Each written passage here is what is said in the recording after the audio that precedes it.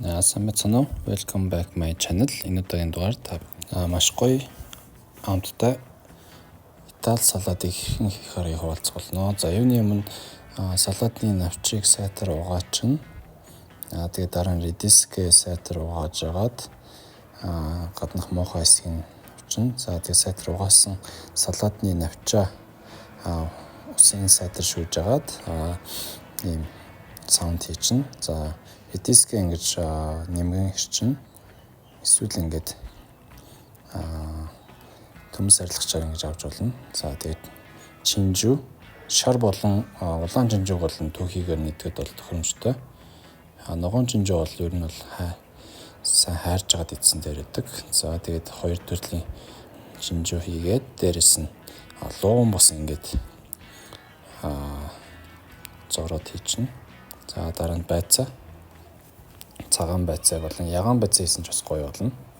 За тэгээд соус хийжин. За ер нь бол ногооны хувьд бол түүхээр нээж болох бүхэл төрлийн ногоог ашиглах боломжтой. За дрэшинг хийж байна. Оливын тос нэг 4 жижиг халбаг, цагаан ваниль уксус нэг жижиг халбаг, даус перцээ нэг чимхий хийчин. За тэгээд үнийг нэлээд сайтар хоорондоо гоё болтон нутгачин. За тэгээд базилик болон ийм яншуу ашигласан байгаа. За персти эднэр ашиглавал маш гоё болдог. За тэгээд үнийг нэмгэн ирчээд соуснд дрэшингтэй хийгээд сайтар утгачин.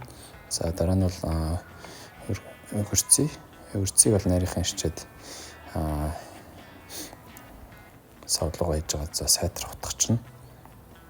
Олон төрлийн ногоо ашигласан маш гоё салаад болж байна. За тэгээд ногоо сайтар утгасныхаа дараа баг зэрэг даус перцээ утгаад хийгээд сайхан амтлаад өгнө.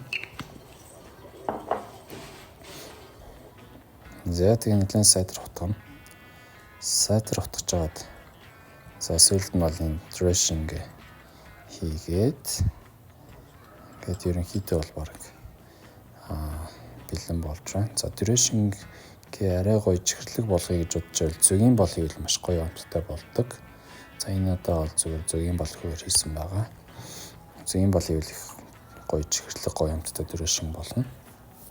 Тэгээд тавган дээр бүгдийг гаргаж тавглаад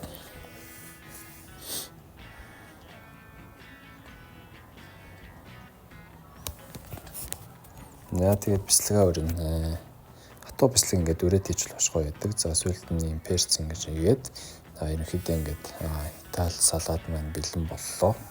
Маш энгийн боловч үнэхээр гоё амттай. Олон төрлийн салаатны навч ногоо ашигласан учраас үнэхээр гоё болсон байна. Маш эрүүл бөгөөд маш гоё салаад маань та бүхэн бас туршаад үзээрэй. Анхаарал хандуулсан та бүхэнд баярлалаа баяр та.